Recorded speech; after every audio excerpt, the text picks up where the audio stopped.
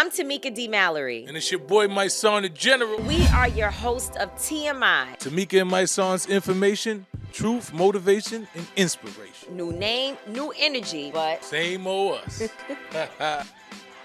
What's going on, Tamika D. Mallory? Life is happening. Life is lifing. Yes, but it's good. I'm in a real good period in my life. I was having such a good time these last few days, even though, I don't know, like, it's a lot of problems going on. But if you got good friends and good people around you, you still can figure out how to create like these slither moments, real small moments of peace and joy. I'm dealing with teenagers, so that's male teenagers are a very strange thing. It's this. It's can't 13 girls. 13, 14-year-olds.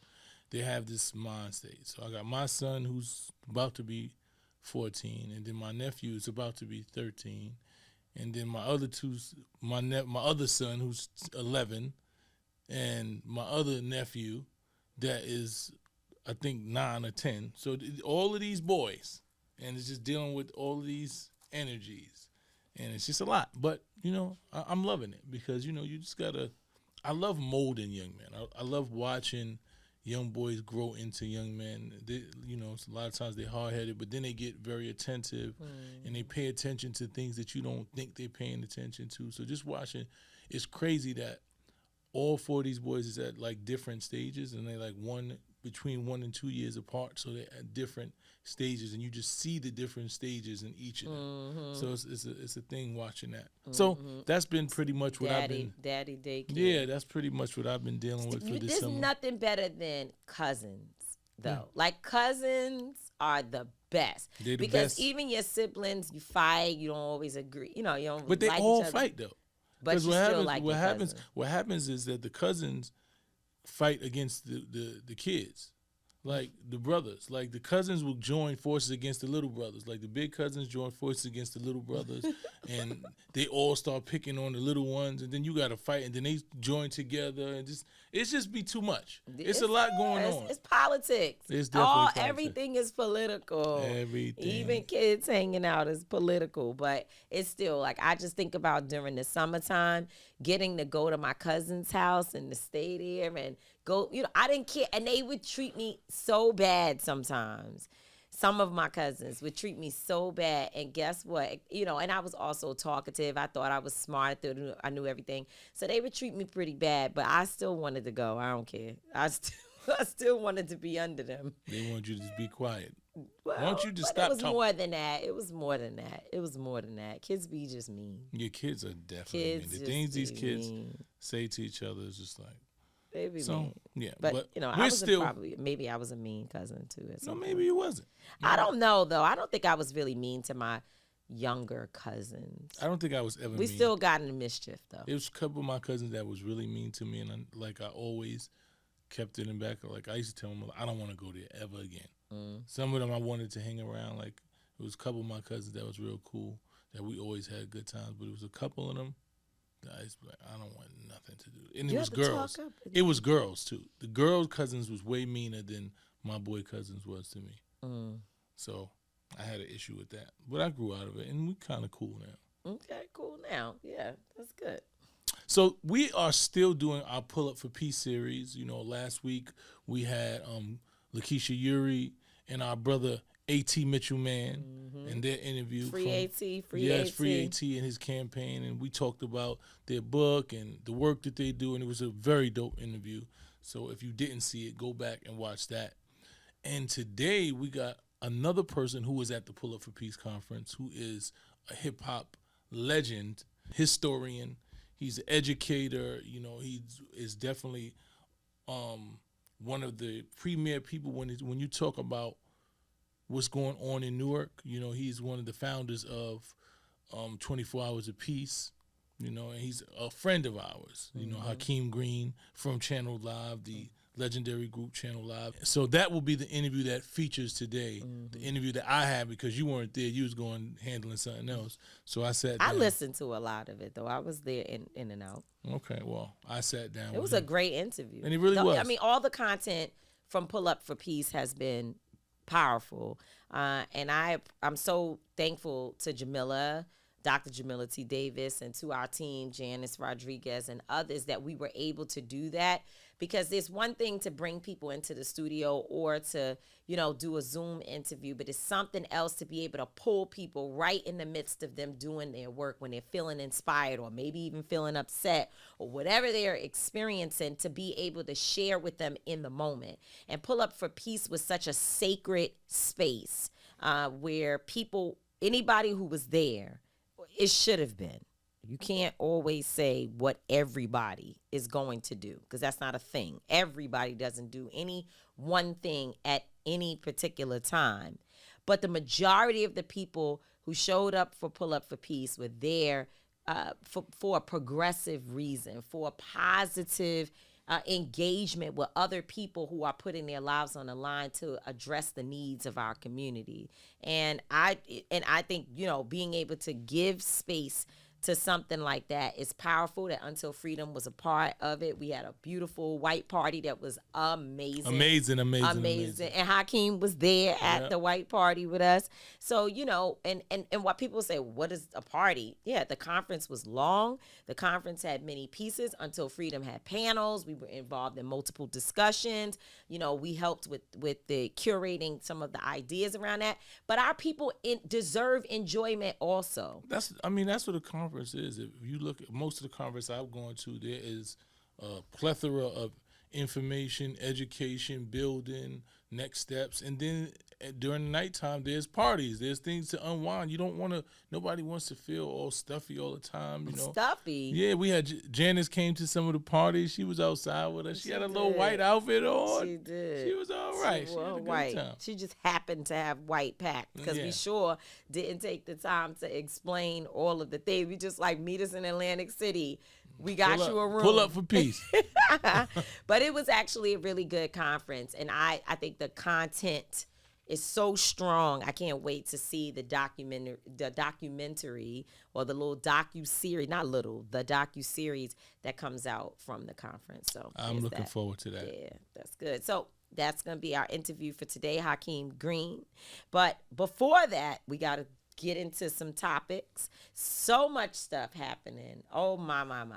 You could just take some straws and pick one and say what you want to deal with today, because there's so much that's happening. And I think, we've been saying a big part of what's going on in this nation is to keep people distracted by having everybody spinning in a cycle that every day is something different. You're fighting on every end. And we also have things we're dealing with just in our local cities. And I hope that folks around the country are paying attention to their local politics while this national stuff is happening. Because the big, nasty, disgusting billionaire bill, the BBL, could not have passed without local politicians voting for it. Yeah. So you could sit and say Trump, because Trump has a mindset that is the spirit behind some of this cruel and disgusting behavior.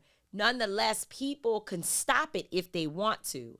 And so your local politics matter, because the local elected officials are the ones who made the bill pass. So they are the ones who helped Trump to sign into law some of the most regressive policies and decisions from our government in terms of going backwards, right?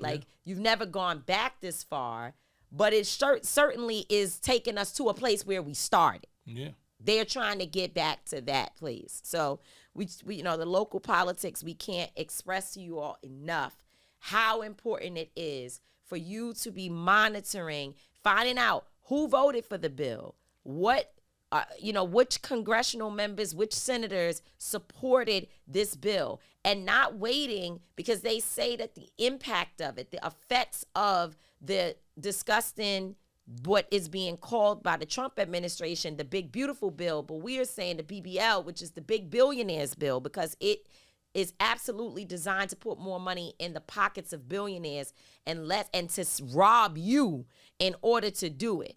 And so you have to be paying attention to your local politics, paying attention to what's happening in your community. Find out who voted for it, when are they up for re-election, and how do you join those who will fight to keep them from being re-elected to your local communities. So let's talk about my thought of the day, which is off topic completely, but it is something that is so real to me. And I know you experience it. I talk to Janice about it all the time. For those who may be like, Janice, yes, don't you ever forget, Janice has been the producer for our show for I don't know how many. It's been years and years and years now. So you might not see her on camera. One day we'll get her over here and interview her. But we talk about it. And I have many friends who are now entering the age of and the stage of being the parent to the young adults, right? So we are now the parents of the young adults. You talked about teenagers. As far as I'm concerned, little babies are easiest, even though people think little babies are so hard because it's so much work. They're easiest to deal with. Teenagers, it's a little harder, but still. But it's them young adults when you're the parent of a young adult. Yeah, because they don't have to listen to you. That is the part that is that could give you real serious heart palpitations. Right? Because they're going to argue back, and they don't live with you, and they live outside, and they get on the phone, and they hang up, and all type of stuff. You cuss them out, and then they don't cuss you out back, but they want to. And they still do whatever they want to do. And they still do what they want to do. And make whatever decisions. And I think that all it says to me is two things it says to me. One is that I definitely have forgotten a lot about me, right? Like I'm being reminded of how much I did not listen to certain things that my parents said at that time. And obviously my book, I Live to Tell the Story, it covers it. And a lot of my writing, there were moments when I was just like, oh my God, like, yeah, I didn't listen. And if I had, things would have been a lot different and much better in certain places of my life. But the second thing it makes me do is say, I truly, and I have said this for years, my son, I have been saying, I'm so sorry to my parents. But I mean, when I tell you I'm sorry, I wish there was a way that you can be that more I so. could repay them for the stress, aggravation, the worry that they have gone through. Even things that wasn't me being defiant, but just living my life, right? Like just living every day. Your parents are sitting there holding this major bag of worry and concern, especially when we know that as a young adult, your discernment is not exactly where it should be. And we know that from the little things. It doesn't require a big old mess. We can just tell by little things that you do that your discernment is not where it should be. And so when you're operating in the big grown-up world, but still walking and doing things that are not big and grown up, it really, really, really, really can take a person our age out. Yeah. It really can. Like you start feeling like, I've been saying lately, I'm up in age. I cannot handle all of this. It's not the same when I used to get a call about my son did this or this happened or that happened, or if he called me Ma is the worst thing ever. When the kid says Ma on the phone, bruh, it's horrible. And before I would be like, what? It's fine. Now Ma can literally send me into like a what happened? Huh, I don't know. It's bad. Yeah, it's a lot, man, as you get older. And I think men deal with it better because, especially when you're dealing with men, I've been blessed or fortunate. I wouldn't say not to have a girl, because I think if a girl was calling me and stressing me out, I would be stressed. I just think that since my son is in his 20s and I've been 20 and I give him the information and you don't listen, I've done my job. Right? And I understand that you got to go through something. I think, man, we realize that men have to go through something. Especially young boys, y'all have to go through, because you're not going to listen. You think you know more. You think we old. We don't know. You don't really. And you got to go through it to really understand that I know exactly what you're going through, and I'm trying to give you the information. Now, you going to take it or you not. My mother used to always say, a hard head make a soft ass. That's right. And sometimes they need that little soft ass. So what I do is, the mother calls me, oh, my God. I'm like, what happened? Okay, he'll be fine. What do you mean he'll be fine? No, he will. No, he won't. Because he will. He going to have to figure it out. You can't save him from it right now because we gave him the information. We told him not to do that. You're not going to call me and stress me out about no grown folks. Yeah, not but about it's no grown. very stressful because... You know why? Because you're taking on the responsibility of these grown folks. And you can't. Because they're going to be grown. Yeah, and but when your grandchildren are part of these grown folks' business and I hear you. And their decisions, that can really, really make you feel like I have to be somewhat involved because somebody's got to be the voice of the child. There's nothing wrong with being involved, but understanding that your involvement is limited. And ultimately, they got to make their own decisions and choices. And only thing you can do is provide them with the proper information and let them understand the reality. And once you do that, I can sleep good. I sleep good at night. My son could be calling me, this and that. I pick up the phone and say, what's going on? Because I know if something went wrong, it ain't because of me. Because I told you about whatever you calling me about, I know I probably already told you about this. I'm 100% sure that if you calling me and something went wrong, I told you not to do what went wrong already. So I'm have a clear conscience.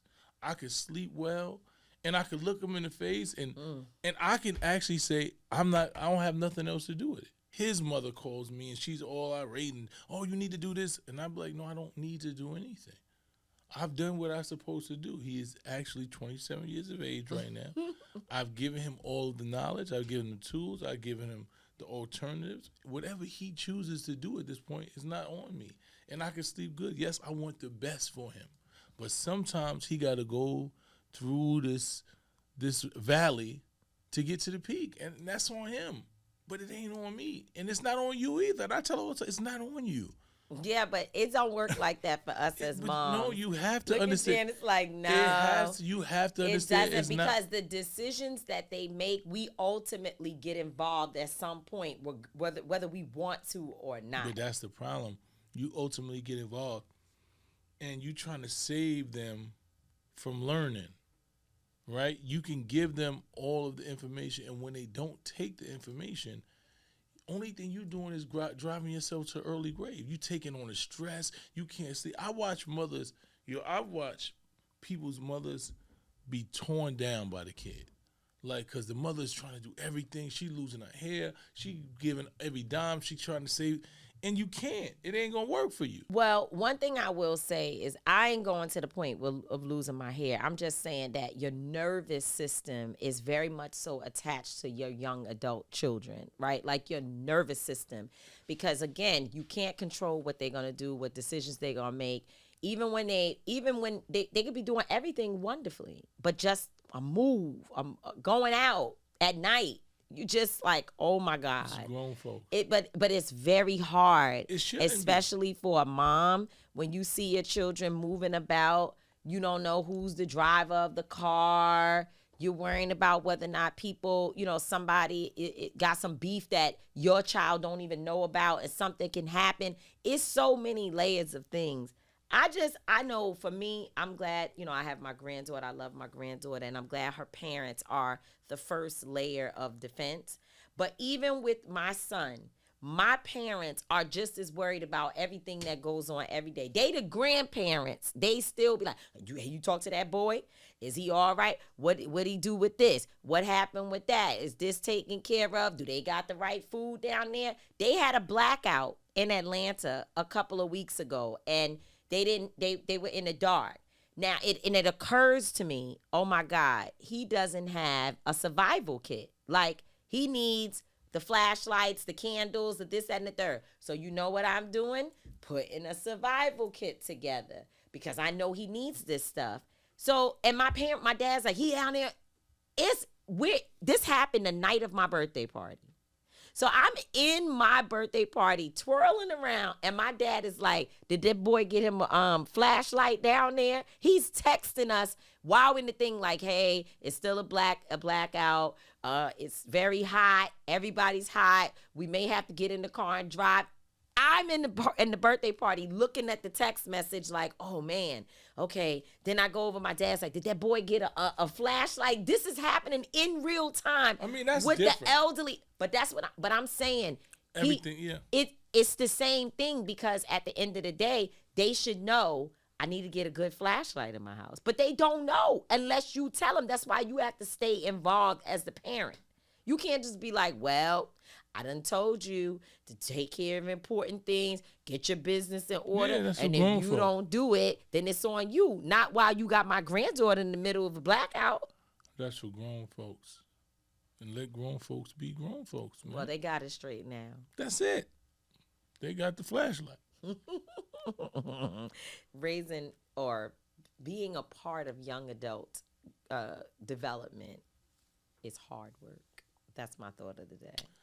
Good luck with that, man. So let's see. The TMI, Lord have mercy. The TMI, is it too much? Or some people might say it's not even enough. Deportation. President of the United States says clearly that they are considering how to deport American citizens. And I ain't talking about an American who was naturalized here or an American who was, born from two different parents that may be from, a different country, and they came here and then they were born and now I'm talking about everybody in my family, right? Straight up black folks. Mm-hmm. We was brought over here, stolen to this land, right? Mm-hmm. Trafficked, as they would say, to this land.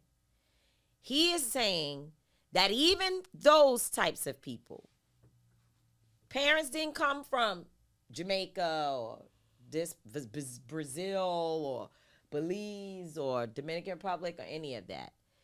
The parents and the parents' parents from here was from North Carolina, Alabama, right here.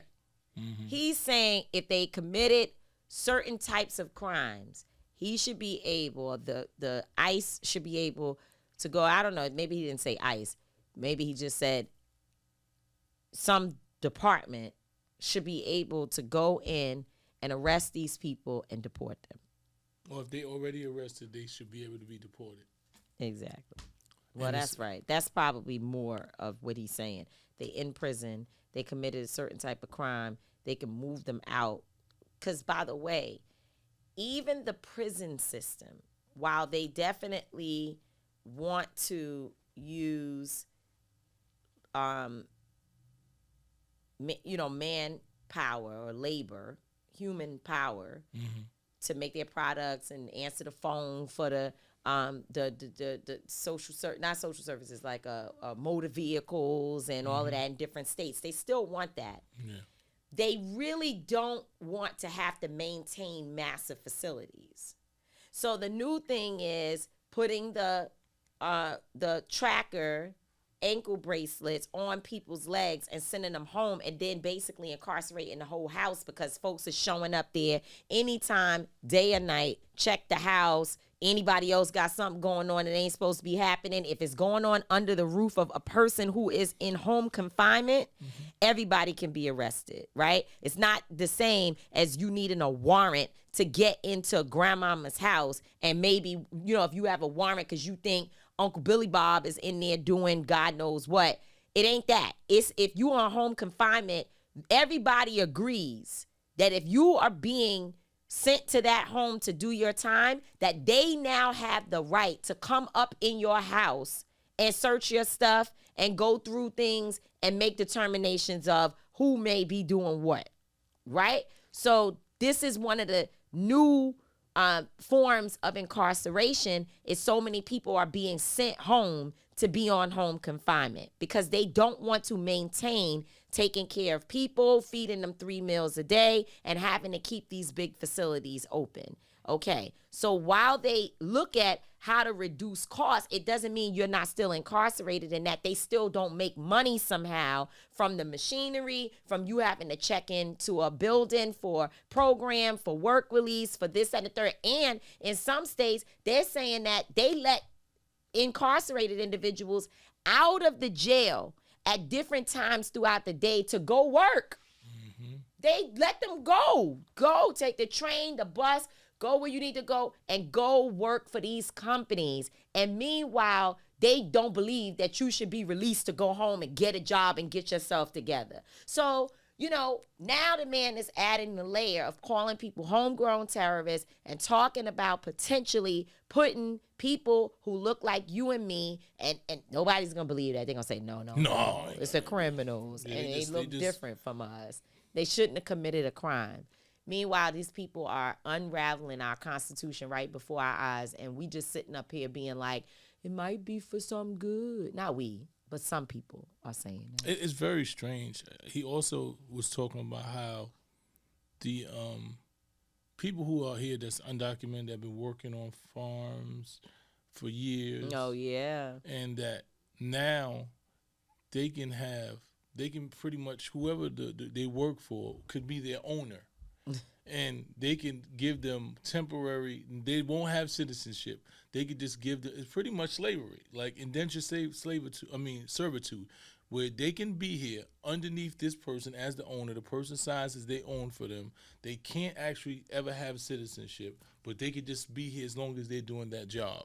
And that person has to sign for them and be in complete control and everything. Monitor their whereabouts. This is unbelievable. Like slavery. That is the weirdest shit I've ever seen. And people are like, well, I'm saying you just got. They said, when he said ownership, he's talking about owning the farm, not the people. I'm like, oh, wow, y'all are really messed up. Like, the propaganda has settled in so much that even you are acting like you don't understand. This is the reason why we know, because somebody wrote a comment the other day on my page, and my response was so good, even I gotta say that I gave a good one. They said, people don't do enough research, and y'all don't be knowing what y'all are talking about, right? And I wrote them back and said, I hope you don't think that I have not researched an issue that this was about the Target boycott, that I am so firmly standing on. I hope you don't think that I haven't done research, because not only have I done research, I know too much about the historical reason for why this thing is happening and what it looks like when said companies will say, we're standing on diversity, equity, and inclusion, and then some companies go align themselves with the white supremacists, right? And white supremacy and it's all its ways and forms. I know too much about that. So guess what? When we hear Donald Trump talking about the ownership piece, basically, you keep and maintain your people who work for you, we know what he's saying, not because we're trying to interpret it as new information. This is what always was happening. Yeah. Our people fought and died to get us away from this particular mindset. And guess what? When they say make America great again, they are talking about going back to a time when a worker, when a person owned a farm, which is in essence a plantation, and the people who worked on it, you were assigned to those owners who were at that time called masters, and they were responsible for your comings and goings. But the thing for me is it's so strange. It's why people think that would make sense. If a person has been working on a farm for 15, 10 years, and they've been doing their job and their due diligence, and they've been paying these taxes and all that, why wouldn't that person have a path to citizenship? Why wouldn't you want that? They've already shown that they are capable of doing a job. They're reliable citizens. Like, why would the first thing that you want is somebody to own those individuals who have already been reliable? Why would, like, this, the mind state of it alone is just unreal to me. Cruel. Like, to see people as property or not think people are valuable enough to integrate into America, who've come here looking for a better life, and they've shown that they're trustworthy. They're doing the things that's necessary. Why would you want to take that from these people and then put them under ownership of another individual? Why would people think that shit makes sense? But the reason why they want to do it is because, again, if you read the 900-page document called Project 2025, they are literally talking underline. It's not obvious, but it's obvious about returning to some forms of enslavement in this nation. And they are putting things in place to make it real. And that is one of those things. And my issue is the reason why they have to do this model that he's talking about is because they realize that deporting all of the people who are in the immigrant population, deporting all of those people, and for those who are listening, I'm doing air quotes, they can't get their jobs done. Their businesses will fail if they don't have people working in the hotel industry. They don't have people working in farming and other jobs like that. And you know what they now are beginning to realize, since they called it black jobs? Because remember he said they taking the black jobs. The black people ain't gonna do it. That ain't gonna happen. Yeah, the black people ain't going back to the cotton field. Yeah. That's not gonna happen. So all your technology that you've built, you don't have what you need to be able to take the place of real hardworking folks that get out there in that heat and do them jobs. And you might get there, but you ain't there right now. And that means that his big business people, okay, we ain't talking about, because the black farmers, they don't respect the black farmers either. But I ain't talking about black farmers because if it's the black farmers is suing and doing everything. I'm talking about people who own the big grape companies and the big watermelon companies and the big, rice fields. And we talking Uncle Ben's level, right? We talking about big packaging companies, big super industrial business. Yeah. Okay? All of them businesses, we need our workers. So now they want to shift the concept because the white folks, right, and the big rich people are telling them, if we don't have people to do these jobs, these industries are going to shut down. And the black people said, well, we're not going to do it. And now black people are meeting about how do we take care of one another outside of whether these models continue to work. So it is what you call the shit show. Oh, it's definitely the shit show. For real.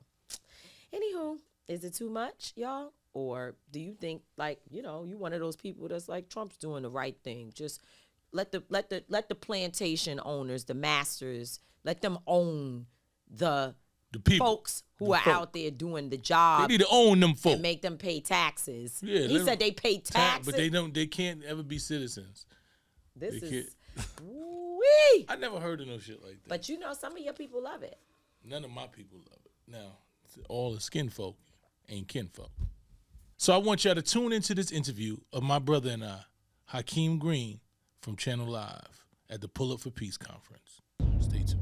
Welcome, family. We bring you live from Atlantic City at the Pull Up for Peace tour. I am sitting here with a legend, a hip-hop legend, historian, brilliant thinker, and my brother.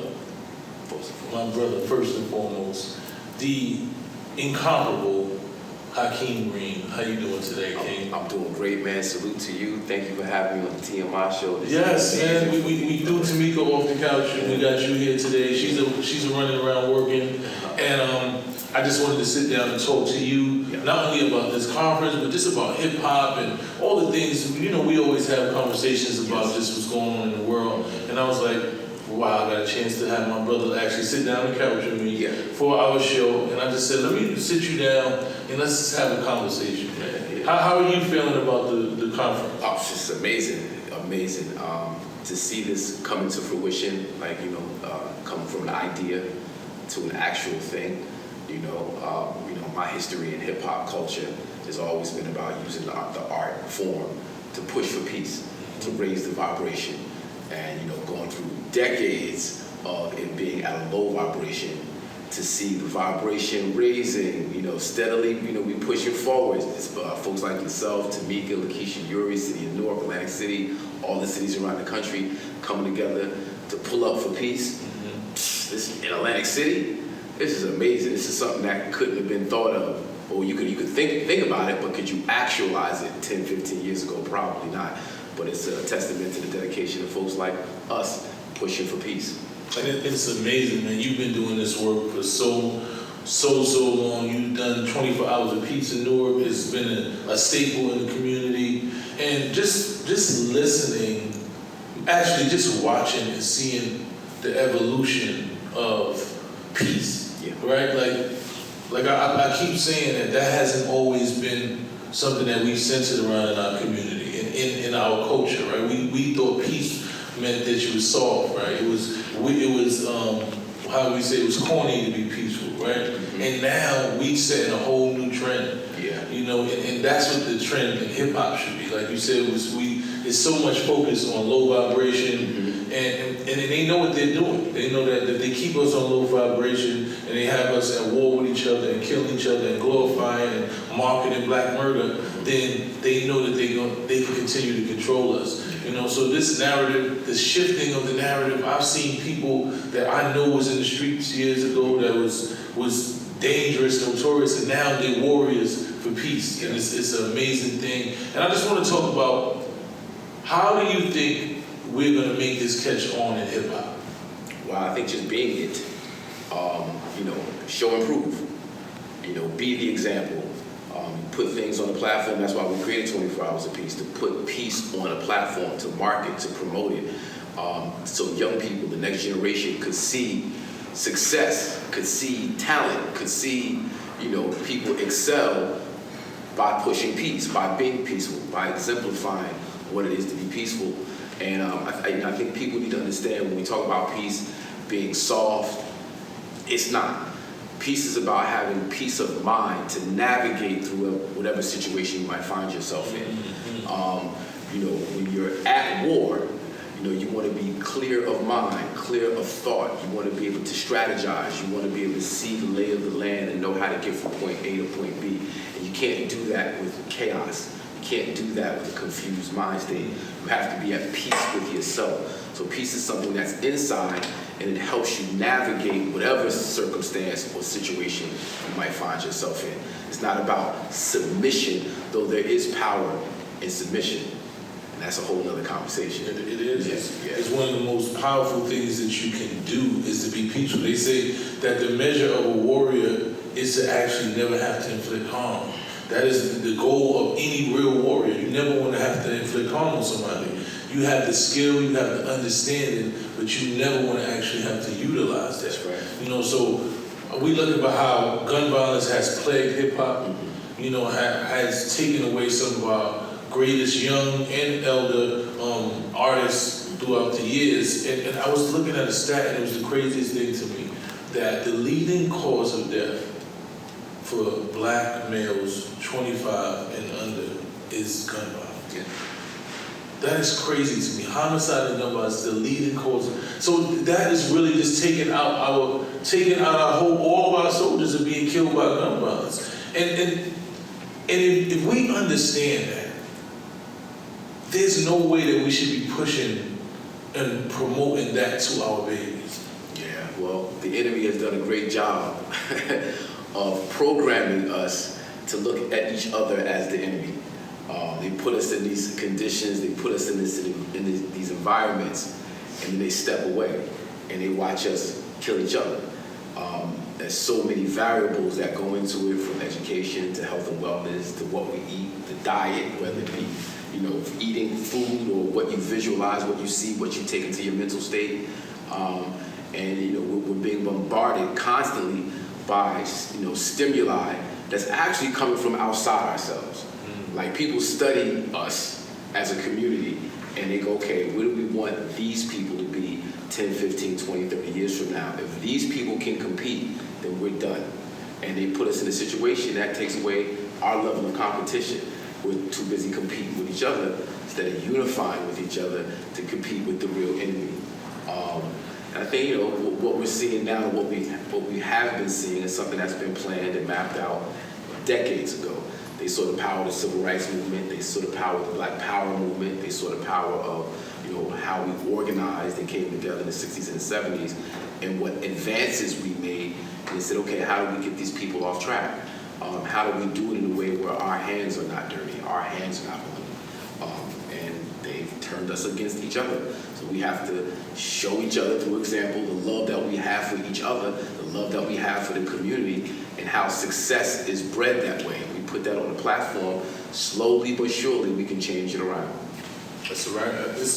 It's funny. I was watching. I don't even know the man's name. There was this white man. He was doing a TED talk, and he was talking about how black murder is one of the top marketing tools and strategies.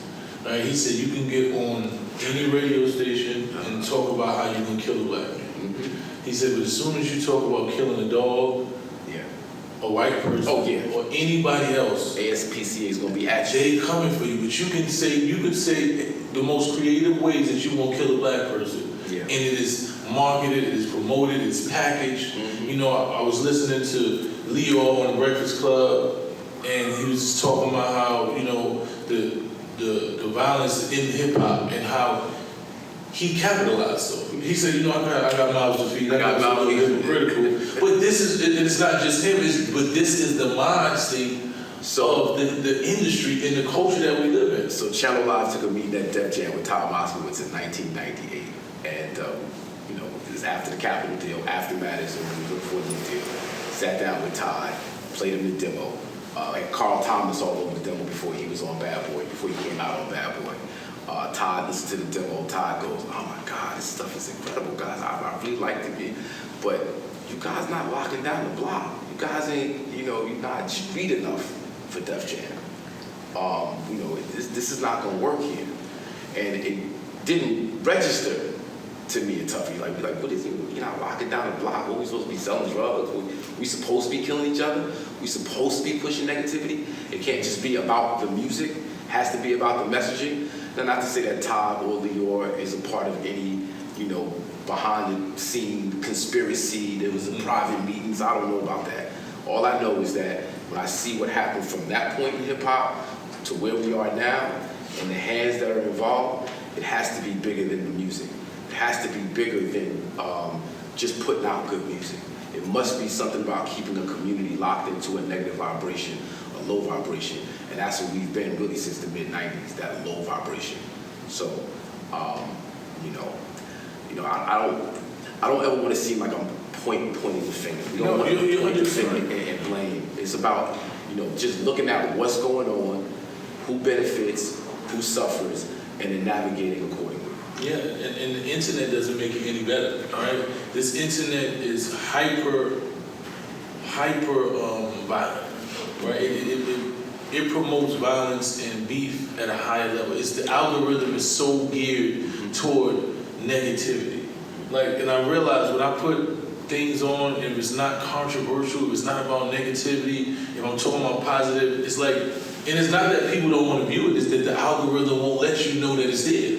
Yeah. Right? And that's crazy that we have an algorithm, especially in our communities, that only focuses on who's beefing with who says something. So, and it's to give you how I know that is Jim Jones was just having a conversation about it, and he was saying pretty much he's saying things that he knows is going to bend the algorithm. Right, because it's negative. It pits you against your brother, so everybody wants to see that. Yeah. Now, what he said was a little crazy, and Jim is my man. I love him to death, but I don't think most people who know hip hop would say that he is a better rapper or artist than Nas, or has even had more of an impact. Now, Jim has definitely impacted hip hop. Right, he's from culture, from the style to dressing to fashion, all these things, he's definitely has been a staple, especially in New York hip hop. But when you talk about Nas, is pretty much a pioneer. Yeah. Right, and he's a pioneer in not just hip hop, just lyric. If you are a lyricist, he's a poet. Exactly. If you are a lyricist, Nas set the table for you. He set a standard. It was Rakim, Nas, and then Nas. That's it. Right. If there was nothing else, it was really nothing else you could do. So, and I get it, but that's what it takes, right? It takes for you to say, and that's what Lauryn Hill said. She said you can add a motherfucker so the ignorant niggas can hear me. And that's what they need. They need, Jim said, he figured it out, and that's what most of the people have done. They figured out that if I create controversy in the algorithm is going to put me there, and then next thing you know, somebody's going to hear from me. I can get paid to do an interview. I can market and promote myself. And it's sad that that's what we got to do. I mean, it is what it is, right? It's a few different points you touched on. One is the algorithm. Right? And as natural and organic as the algorithm seems, it's not. It's programmed. Exactly. It's programmed to pick up on certain words, certain phrases, certain energies, and then you push that, right? And if that's what your mindset is, that's what the algorithm is going to feed you. And you, this is what's going on. This is what's happening. No, that's where your mind is at, so it knows to feed you what you think you want to see. Mm-hmm. All right? That's first. The other thing is like the context of music and how we got to where we are, right? So, I'm a little bit older than you, right? I remember a time where black artists, black people were not on mainstream nothing. Mainstream TV, if you were on mainstream TV, you were a criminal, a pimp, a prostitute, a hustler. That's the only way you were portrayed on TV and in film, right? On the radio, black artists were not played in mainstream. It just didn't happen. And then you were a hip-hop artist? None. People had to go in and kick down those doors. A Curtis Blow, a Houdini, a Run DMC, a LL Cool J, a Nas. We opened up the door to a point where now hip-hop music and black artistry is ubiquitous. You can't turn on the TV without seeing us. Unfortunately, too many times still in the drug dealer, pimp, pusher, type. But we're on all the time. So for Jim Jones to put out a record and it be instantly accepted by the mainstream across the board is because Nas kicked down the door. Because there were people who said, no, we don't play that because we don't play hip hop. We don't play that because it's too black. We don't play that because it's too urban. We don't play that because it's too street. To now, you put out a record and you're gonna get the attention of folks because of the negative imagery, the negative messaging. So when Jim Jones talks about himself versus Nas, I think you gotta include that historical context that Jim is riding on the shoulders of a Nas, and even in that, he doesn't sell more. He didn't rank higher on Billboard. Okay, Jim's just trolling. Yeah. So and that's what it's become, and it's a very dangerous situation. And I was having this conversation with my friend because we normally just go online and we see that is the new trend. People decide to get on the internet and say the most negative things they can about someone that they probably don't even know, right? And they garner attention from it. It's actually, I know people who have built followings off that. Yeah. Who become what they call internet influencers because they talked about somebody that they never seen. And they sat in their TV in their basement for 4 or 5 years and built 400,000, 500,000 followers just by talking negative about somebody. So, and it's a new thing, they call themselves content creators. And they figure this is a way to success. And it's sad because a lot of them are gaining success doing it. But how long does that success last? Is it short-lived? Is it for the moment? Because when you nurture and create something that's strong, your content, your art is really about something. And though you may slow walk it to the success, you may slow walk it to the numbers, it seems to have more staying power than somebody just does something for the likes and the clicks, and because you always have to outdo that last. You have to outdo yourself. You're constantly trying to figure out what outrageous setup you can come up with to stay relevant, and eventually you run out of content. where if you really just leaning on the music itself, the art form itself, the content itself, you have more staying power, I think. You know, you're definitely right, and I say that all the time. I put the content of my character over content on the internet, and a lot of people don't, and they don't care, right? Because I've had conversations, I've seen it done, I watch it done on a daily basis, and I'll be like, you don't even care what you say, you don't care how you viewed, you don't care about anything. They just want some motion, as they call it. Yeah. You know, and I don't know.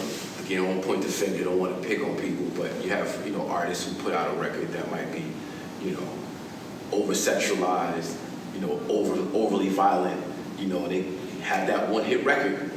They here for the moment, but then they gone the next. And you go, what happened to so-and-so? Well, the art form, they art really wasn't it. It wasn't a real lyricist.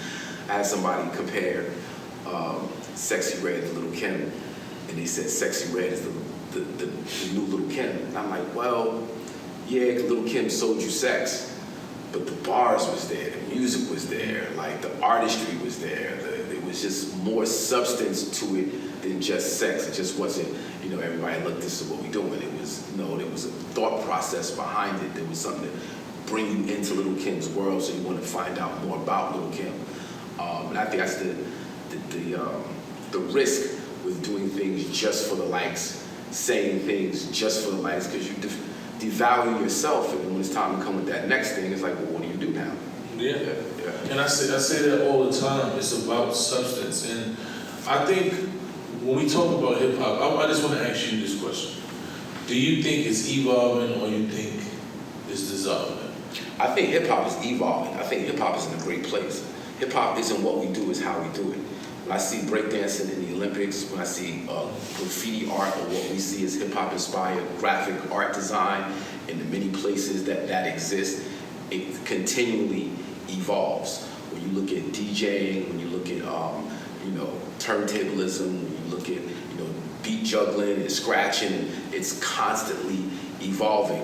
When I look at true MCmanship, true lyricism, when I see what Kendrick's doing, when I see what Dolce is doing, there's crazy artists out there that are spitting, things that resonate to our spirit, and they're doing it in a, I think hip hop is evolving. Now the rap music business, not so much. Rap music business is like, when we were first creating this thing we called hip hop, what the mainstream was into, their opinions, their thought, it didn't matter. Record sales didn't matter. Gold, platinum, none of that mattered. What mattered was respect on the block. That's right. Did you have them bars? That's right. Could you backspin? Could you windmill? Could you, let me see your top to bottom, your burner. What does a train look like when it goes by? Like, that's how hip hop was judged. So that's how I judge hip hop. I don't judge hip hop by what the mainstream says. When I start doing that, then I'm not hip hop anymore. Yeah, so to your question, hip hop is in a great place. It's just what we consider hip hop.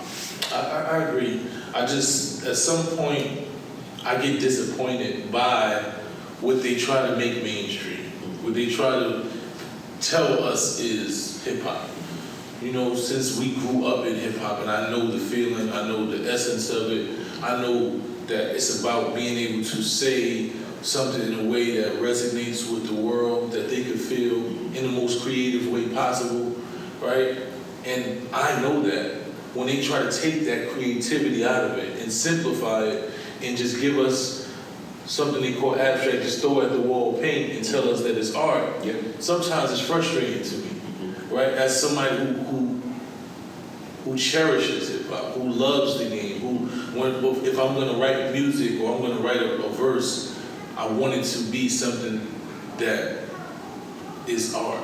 I want it to be something that's heartfelt. I want it to be creative. I want other lyricists to hear it, and people who love the music to hear it and say, wow, he put effort into this, right? So a lot of times I listen to artists that they try to, even young artists, and I can't fault the artists, right? Because in my mind, if I'm telling you that it's good, if the world is telling you that this is dope, then you start to believe it. And then you got young kids following the same trend to where they say, I don't want to think about that, right? And it brings you to the point where, like, going back to Jim and Nas, right? When he's saying that, oh, they're not checking for Nas, right? And it's like, I understand what he means, because it's not that he didn't say anything wrong. They're not checking for knives, the young generation, because they've been told that that's not hot, right? They've been told that the person that says, I'm gonna shoot you and spin a block 34 times, and there's no creative, the words don't even rhyme, there's no cadence to the beat, there's no flow, there's nothing. I be asking myself, did they even hear the beat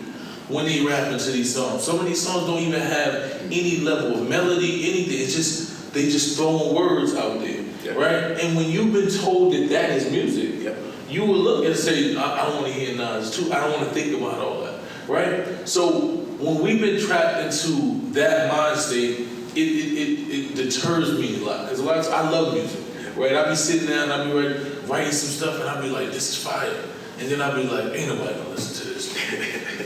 and then I'm approached by hundreds of people daily saying, yo, we want some more bars, what you did on Flex, this is fire, we need some more of that. So I get the energy back up, and then I turn on the radio, or I go on a blog site, and they tell me, this is the hottest new rapper, and I'm like, well, see, now, I feel the same way, right? And I get that, I'm discouraged. Ain't nobody checking for my bars. I'm putting this music out, I'm recording, I'm doing videos. Ain't nobody checking for this, right? All right, I'm gonna fall back. And then I see my son spit a bar. I be like, oh, sneak it back in my bag. I see it's hot right now. Because hip-hop respect hip-hop, right? So if I'm paying attention to what the outside is doing, then I get discouraged. But when I see people who come from where I come from, who about what I'm about, who know what this is, put it down, then I get inspired. And then I want to put music out to really, so people like yourself will recognize. It means something when you hear something, you be like, yo, son, I heard that, I'm digging that. That means more to me than, say, going to a Flex and getting a cosign for Flex. Because, no disrespect for Flex, but, he's mainstream. He's going to do what the mainstream tell him to do, And it's just, we got to get back to doing it for who we really doing this for. We doing it for, outside appreciation. Then you got to jump through hoops. You guys, don't sell your ass. You're going to have to sell your ass. You're going to have to do things that's going to compromise who you are as an artist, who you are as a hip-hopper, for real. And there's a balance to this, too. There is a way to make great music with a great message. And, but I think Kendrick Lamar, what he was able to do over the last 2 years is like just phenomenal. I told some folks on social media, I said, one MC moves the party, that's Drake. One MC moves society, and that's Kendrick. And whether you into Kendrick or not, you can't deny the fact that he's got America and mainstream America thinking about things they haven't really thought about in a long time. So to his credit, you gotta salute that. And hopefully the younger generation of artists will look at what he's been doing and find value in going into that direction as opposed to just moving the party. Well, that's what I've been saying, man. We have to create this new culture, as we had this Pull Up for Peace conference, and we're pushing things that's positive, and we highlighting people that do positive things, and the messages, we don't realize that words are spells. Like when you say things, you put those things on your life. And I never realized that there's a lot of things that I said when I was young, I called those things into fruition, right? And that's why when we look and we see our young rappers dying at such high rates, and then you listen to the music that they had, right? They pretty much called those energies on them. And then not that they were bad people, but you don't even understand how powerful words are. I don't think words are the most powerful things that we have. Like if you look for the leaders throughout history, the most powerful people have been orators. It's not the strongest person, it's not the person with the most money, it's he who knows how to utilize those words. So I call myself a wordsmith. I've been gifted with the ability to utilize words, and I want to do it for something that's positive. And brothers like yourself inspire me every day. I just want to say thank you for you've always been on this mission. Ever since the beginning of Channel Live, like you said, it wasn't locking the block down, it was locking your mind down. That's right. Right? You always called you to be on a high frequency. So I just want to give you your flowers, King, and say, I'm just trying to move in the trajectory that you had us on. So I'm glad to hear that you approve? Oh yeah, without a doubt. You know, the first time I met you, I don't know if you remember, 1997 Tramps. It was KRS-One and Redman show. Yes. It was with Chris Lighty, rest in peace. Yeah, that's the first time I got a chance to meet you. Yes. And damn. Yeah, oh yeah. It's like I replay that back in my head because you know what you meant to the culture of MCs at that time. Like you hadn't really popped yet. You hadn't put out any records yet. But the buzz was like, yo, my son is next. He's the next one. He's the next one. So I got a chance to meet you. I was with KRS-One. We already know who KRS-One is in the culture. So, and then through Chris Lighty, it was like, okay, I'm checking for him. And then, you had the thing that happened to you. You had to go through your process. Yeah. And you came back out. And like, at that point, like I'm knee deep in the activism, knee deep in the community work, doing that work. Yeah. You come out and you right in the trenches doing that work. And it was kind of opposite of how I remembered you. And I remembered you as being more of a street-oriented person, definitely with the rhymes and the bars. You came out and you challenging black men and black women to pick themselves up and be better versions of themselves. And I'm like, okay, wow. All right, I'm getting phone calls from various people going, yo, you see my son? My son is this and my son is that. My son. I said, be patient. Watch this. Watch. I got something about this brother. I know it's gonna be special. And that inclination, it was just that. Like you've been doing some real special stuff for our people, for hip hop. And I salute you, my brother. Well, I appreciate you, man. Thanks for being here. It's always a pleasure, man, to talk to my brother, man. Keep up the good work. And we got to record together. We got to, man. We got to record together. That's overdue, man. Yeah, way overdue. I'm going to start beat searching, send you some stuff, and then you follow your lead after that. Let's go. All right, there it is. Love. Yes, sir. So shout out to my brother Hakim Green, man. It's always a pleasure when you're talking to people who are like-minded, who are really genuine individuals, and also lyricists as well, man. It's coming from this hip-hop coach. He always has positive things. We communicate off this camera a lot, but just being able to sit there and have this conversation is a blessing, man. So follow Hakim Green. He is one of those brothers on the front line who's always about our people, always doing the thing that's right. And like he said, don't show your ass. That's a good interview. I think you and Hakim are two of the people who I admire that are very, very, very clear, like where you stand politically. And also, it might not be reported today, right? It's not today. People might not respect it, but I think there will come a time when you will see a number of folks acknowledging that y'all were very much so consistent that a whole bunch of dumb shit is going on. And, and not everybody does that because some people are afraid to be on the wrong side. But Hakim is definitely one who I look at when I go to his page. It's like he gets it. He knows that what we're seeing in this nation, in this moment, and even within our own communities, that there's a lot of healing, a lot of work, and a lot of fighting and advocating that has to be done. So I thought it was a great interview. You guys should do more together. Yeah, shout out to my brother Hakim. So now, this brings me to my I don't get it. There has been a common divide that I always see happen between blacks and Muslims, and it is trickled into our male race, which is for the new nominee, Zohan Mamdani. Now, I've been listening to the brother for the last few weeks, and it just sounds simple. It sounds like he's for the everyday person. He sounds like he's speaking to the realities of what's going on, and a lot of people that I say that the Democratic people have forgot about. Just the average everyday person, and he's speaking to that. So to me, I'm like, it makes sense. But now there's this divide. They want to play the blacks against the Muslims. They want to make it everything into this socialist thing, and now socialism, and this is the worst word in the world. He's a socialist because he wants average people to have a right to live. People to be able to pay for their groceries. People to live places and be able to pay for the rent. And it's crazy to me that we fall for this same thing every time. They're dividing us, and we all going through the same hell, but they have us divided. And I'm listening to what they're doing to him, and it's reminiscent of what happened at the Women's March, right? And I've seen this whole playbook. We need you to say this way. We need you to use these words this way, because if you don't say that, that means that you meant this, and you don't get to tell us what you meant, even though you said it. We get to tell you what you meant, right? And we can. And now that we saying what you meant, you're not for us. You're against us all, and you're the bad guy. And it's crazy that we fall for the same thing. And I don't understand, how do we constantly fall for the same banana in the tailpipe?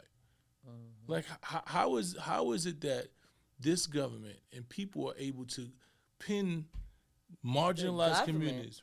They're the government. Why would you say it's the government? Because what happens is, when you see Trump talking about deporting a man, right? When it's the government. When you watch the media, you know. That's what I would blame it on.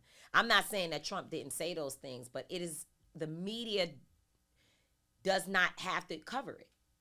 They want this type of divide between us, because you got to look at who owns the media. And I think in New York, it's more than the government that is engaging in xenophobia and trying to create division. I think it's about special interests, business interests, and certain communities feeling that they're better than others. That's what I think. And that's what it comes down to. And we always fall for it. In every situation, we find ourselves pitted against each other. And we the ones that's always going to lose in the end. And we fight against our own interests. Like, when you listen to what the man is talking about, like, how could the average everyday person who lives in New York not listen to that and say, well, that's just fair. It just sounds like fairness to me, right? But we will go against our own. This is how we got Trump. We got Trump because they pitted the black people against each other. They pitted us against Kamala and said, oh, you know, you can't be with her because she has a white husband, or you can't be with her because she's a woman, or she's not really black, she's this, and we fell for it. It's the same. It's the truth. It's the same, and we fell for it. And now we got this fucking maniac in office that had never said nothing that benefited us, and people still. And the crazy thing, people are like, what about the policy? And nobody was ever able to tell us what Trump's policy was. All he had is in a 900-page document. But they couldn't tell us the policy that benefited them. Never did they tell us anything that benefited them. Now we can sit there and listen, and this man has a clear vision. And rather than say, okay, this is the nominee, we're going to ride with, they still haven't even endorsed the man. No, well, some people have. Here's the thing. You got a lot of dynamics happening in New York at the same time. One thing that we have to think, talk about is there is a generational shift, if you will, where people who are older, folks who know the Cuomos very well. Mario Cuomo was a total different Cuomo from Andrew Cuomo, his son.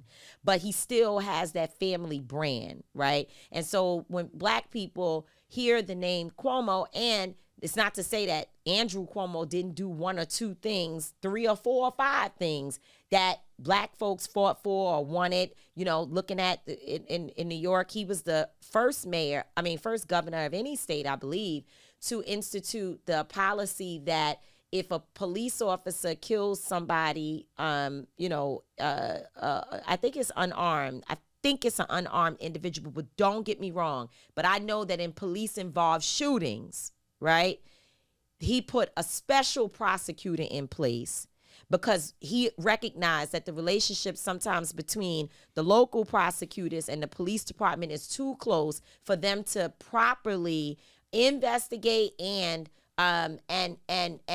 hold accountable these officers. So he made it law that there would be a special prosecutor in New York State, and the Attorney General, who's Tish James at this time, it is basically generally her responsibility unless she moves it somewhere else, depending upon the conflicts that may be in her office, right? So there's a lot of layers to that, but black people who were fighting for police accountability in New York remember when Andrew Cuomo led that. And there's been some other things. And so when you have that, you have a group of people who are just like Bounty toilet paper, Bounty paper towels and Reynolds wrap and Tropicana orange juice and, Lipton iced tea. These are brands that they know well. And they appreciate these brands. Like this is their brand that they know from their grandmother's grandmother introduced them to this brand, or it was in her house in the cupboard or wherever, right? So therefore, some of us just operate on what we know. Then when you introduce a new person like Mamdani into the conversation and folks don't know him, and let's be very honest in saying that there are interactions that Black people have had in their local community with Muslims who run the store, or a Jewish person who might own the building, or another Black person who doesn't talk to them well, doesn't respect them, or the Latino community that's like, I ain't Black. They've experienced all of this stuff, and of course, white supremacy. And so when they meet these new people, they like, don't trust you. I don't know you. So we have to give some of it to that. But the other side of it that our people have to be mindful of is that they don't even change the playbook. They do the same thing. They start going after your race, whether you are, like you said, are you Black, not Black, are you where you really from, you ain't really one of us, this and that. We start going right into that. The man, when he was a boy, put the wrong thing on an application for college, a denied application. He's 17, 18 years old tops. Fills out the application and says he's African American and Asian, right? I don't know what other categories were there, but people want to make this bill. I know what that means. He can't be trusted. Come on. Like, if that's the worst you could give me, let's move on to the next thing. But y'all ain't got nothing, so that's why you here with this. So, they start that. Kamala ain't Black. Same thing. Next, they start trying to different communities. Oh, he ain't for you. He's not for you. He's not for you. And my thing is what we should be doing. And it's not just for Mamdani, but Eric Adams is going to run as an independent. Then Curtis Sliwa is out here getting ready to be the Republican candidate. Yeah. Black folks ought to be demanding from everybody that's running that they address our issues. Yeah. Everybody, Mamdani, Eric, we don't need to argue about your race, what you selected on the application, all of that. Ain't no need. Don't even worry about that. I don't even give a that. This piece of paper here is what we want to talk about. Check this off. And let's see how you feel about violence prevention, police accountability, affordability. We're in food deserts. Our benefits, health benefits. Keeping our streets clean, rats. That's what we want to know, what you're going to do about those things. Yeah. And so if we put all of that on the table, there should be no divide. We should be able to make clear and concise decisions. And guess what? It is not easy what Mamdani is saying he wants to do. It's not. What Zohran Mamdani is proposing is not easy to get done. I understand what you were saying. It's easy to understand. Like, that's right. What he's saying got you.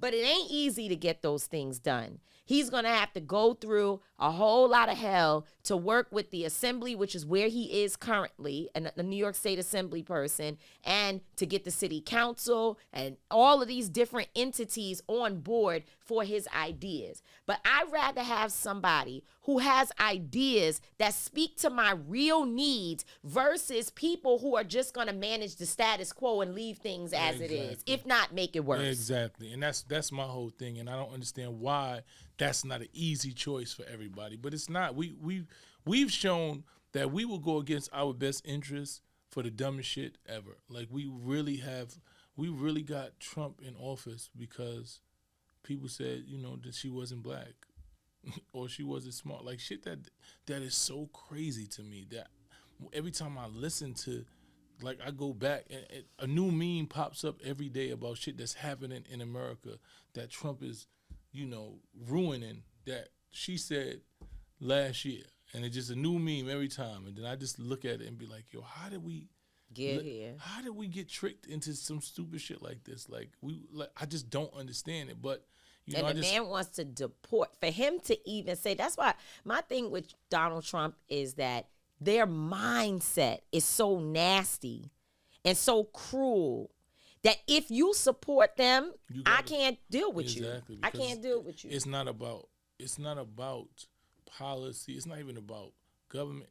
It is about humanity. Yeah, it's not about government efficiency. It's about humanity. It's about humanity for me. It's like if I can't look at you and see that you have levels of humanity and human decency, like I don't even understand how we allow some like this is a representation of our nation. And I know that other nations is looking like this is one of the worst human beings that I've ever seen. He's going to try to deport, which he won't, but he wants to even put out into the universe that he would like to deport a mayoral candidate in New York City. One man. But you know what? When Mondani wins, he is going to be the mayor of the most powerful city in the entire country. And by the way, he will be probably 34, 35 years old when he takes office. Yep. And so that's another thing in the generational divide that people don't even believe that when you that young into your 30s or your mid 30s that you can even have that type of power. But I tell you, I think that if the brother is as smart as I believe he is, he will set up a cabinet of individuals who will help him to know what he doesn't know. And right now, he's beginning to align himself with the right individuals that I know will help him to run this city the right way, or at least I believe that. But I want to state this for the record. Sure, the city is not in the worst place. I'm not going to sit up here and say that Eric Adams is the worst mayor ever and the city is terrible and this and that, because that would be dishonest. It is not the case. I know people who are deputy mayors and other positions within the administration, and they are actually doing a good job, and they are attempting to keep this city running as best as possible. But what people need to understand is that folks are tired of the same old thing. People are looking for their needs to be met. They want to shift away from what we consider to be establishment politics, and they are looking for new life, new breath, new energy, new ideas, radical ideas that might take a while to get there, but it is somebody actually working on it and talking about it and addressing it. And if we don't catch up, there a whole bunch of other people are going to, because they done already caught up. So a lot of other people from other communities are going to take us to places, and we as Black folks are still going to be sitting around arguing about who didn't call us right on the phone and why we weren't invited to the thing, and then ultimately still trying to hold on to power that has shifted. And a good representation of that is Mayor Brandon Scott in Baltimore and what he's done. And I just want to shout him out. So, I met him. We really cool. And we got to find y'all's pictures. We got to find my picture so I can post it. But he has the fewest homicides ever in Baltimore in 2025 as a mayor, and he's in his 30s too. So and he arrested some ICE agents. Yes, this is the radical shift that people want. They want people who are for the people. They want to see youthful mentality. They want people who not going with the status quo. It's not going to happen no more. So if y'all don't get on board, we're going to lose the people. If we do not start electing the people that the people want, then it ain't gonna work. There's that. I mean, and I'm not suggesting that we relinquish our, as Black folks, our position in all of this, because I think that we've got to be clear about our demands. Again, now the Black Print is a document that is being worked on by a number of individuals. It started with Althea Stevens in the city council. She and others, a bunch of people, including Angelo Pinto, our co-founder at Until Freedom, have worked to build the Black Print. That's what we got to focus on. And it's not to say we don't have, of course, Eric Adams has folks who are going to vote for him, right? They're going to vote for him. They've been with him a long time. You got some black people who really feel like they have nobody to vote for because they don't necessarily know and or trust yet Mamdani, but then they don't also want Eric, especially, you know, when you have Mayor Adams that has a flirtatious, you know, or let me say a little, I don't know what you call his relationship with Donald Trump. I don't know, but I know that a lot of people don't like it. It's not comfortable. And so when you have those two things where they feel like they don't have anybody, they don't know who they're going to vote for. That's okay. It's okay to even say, I'm standing with Mayor Adams. I'm with the black man. I'm going to be with him.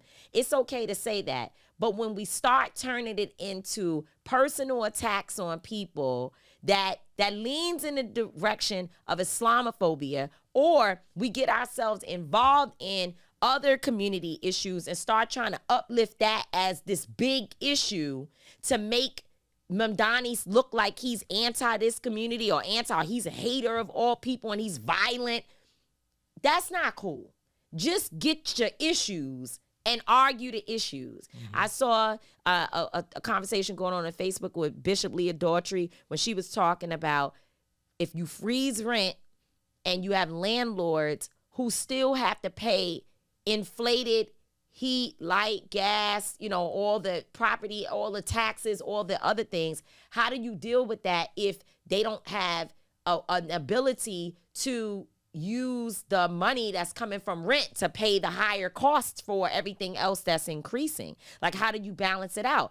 That is a question that Mamdani needs to answer. Exactly. Right? That's a policy conversation that needs to happen. But now you start sharing articles from the Tablet magazine, which done called us anti-Semitic 50,000 times over at Women's March.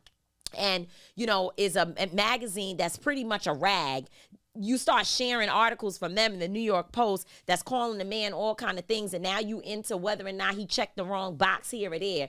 You don't really have a policy argument. Yeah. You trying to do personal stuff versus dealing with the policy, and I hope black people don't do that. You in the smear campaign at that. Okay, there you go. That's the right word. So it is what it is. It's going to be what it's going to be. That brings us to the end of another episode, amazing episode. Shout out to our brother Hakim Green for his interview. And I hope that you took something back from this interview. You know, me and Hakim talked about a lot of political issues as well as hip-hop, but we also talked about just the state of America right now. And it was real deep, man. And I hope that you said that you enjoyed the interview. I did. So that brings us to the end of another episode. I'm not going to always be right. Tamika D. Mallory's not going to always be wrong, but we will both always, and I mean always, be authentic. Peace. That's how we own it.